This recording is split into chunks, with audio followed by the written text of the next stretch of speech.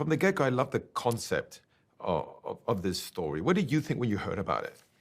Well, instantly I was in, but I didn't get into it through the concept. Jason Blum reached out and was like, I think we might have our next thing to do with you. And I was already like basically signed on at that point just because I love Jason, and working with Blumhouse went very well the first time. It was such an amazing experience with Get Out.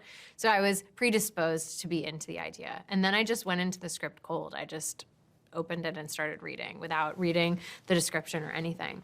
And so it's not like I came concept first, although I now know that the concept came from James Wan and Akilah Cooper, who wrote the screenplay.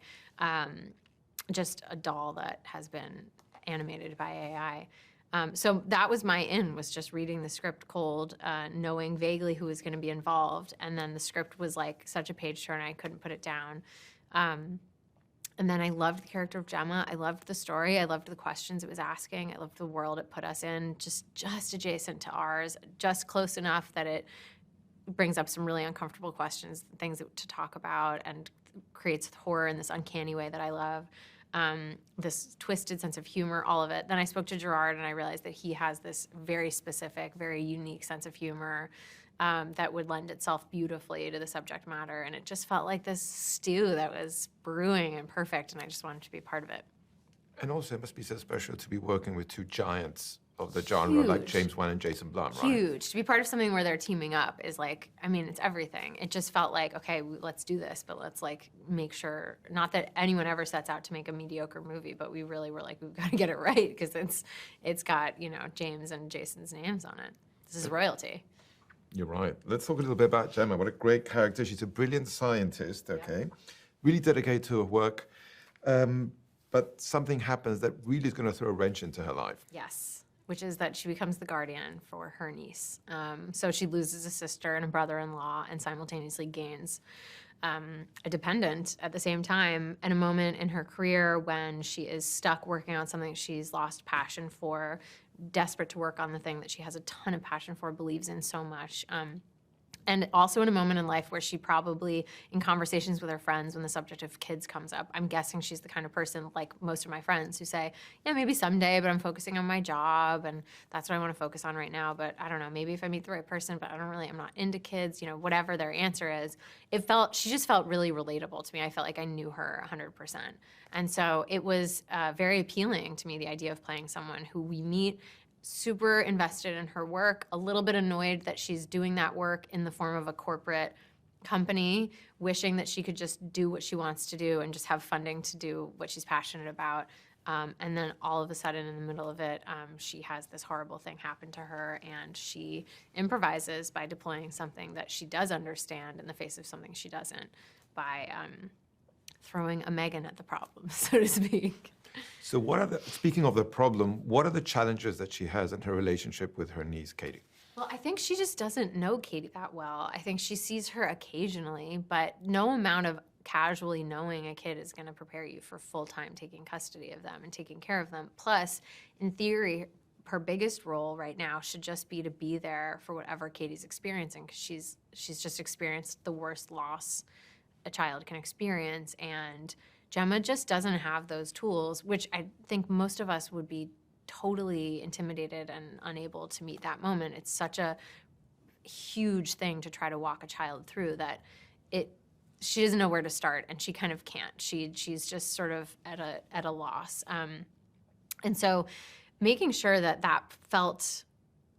she didn't feel like evil in her inability to do that, but instead relatable in her inability to do it, was really important, because if she felt ill-intended or anything like that, you lose the audience for the whole movie. It needs to feel like she could be good at this, but she just doesn't know how to do it. She just doesn't have the right words. She doesn't know how to talk to a kid.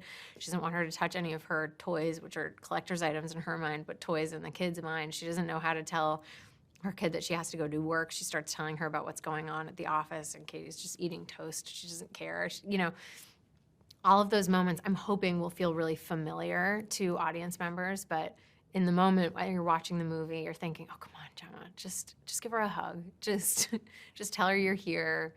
Tell her to talk. How are you feeling? You know, and she just doesn't know how to do that yet.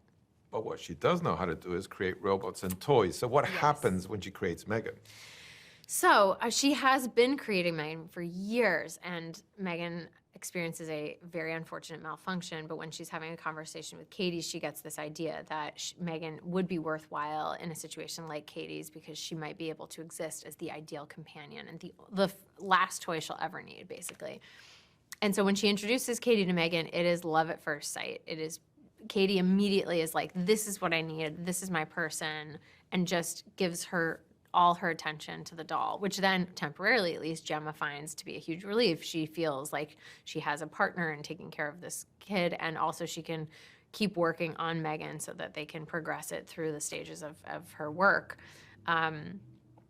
That's not great, to put it mildly. We will come to kind of wish that she didn't introduce Katie and M3GAN, but she does. Well, because she creates M3GAN to protect Katie, but that kind of backfires. Sure does. Yeah, she protects her she creates her to protect her, but also she just creates her to bond with her. The protection is kind of like something she doesn't take as seriously as she should when she, protect her from harm, physical and emotional. Those words come out of her mouth in a really intense moment, but they are directions given to M3GAN, and we get to see the result of those directions as the movie plays out. Speaking of Katie, I mean, I thought Violet was brilliant in that role. She's so good. What can you say about her? I just love her. She is so smart. She's so talented. She's so experienced. She's sweet. She's professional. She's kind of got it all. I was like very intimidated because Haunting of Hill House I absolutely loved, and I thought she was so good in that series. And I was like, she's way more experienced than I am, like going to set. She's got this wry sense of humor. She's very dark, and I'm crazy about her. I really like her. Speaking of sense of humor, I thought Ronnie Chang brought some humor into... I mean, is there a funnier person alive? He's such a blast, and I thought he was so great as David. Also, how was it for you to actually act opposite M3GAN? Well, without going into like the logistics of how M3GAN is portrayed, because I think it's more fun to just think of her as M3GAN, it was challenging to act opposite her, and it required help from every single department. It was one of those things to achieve in a movie where everyone has to be working together, rowing in the same direction. From a performance standpoint, it was at times super helpful and at times very hard. That depended on what M3GAN was doing. A unique experience. My trickiest co-star by far so far.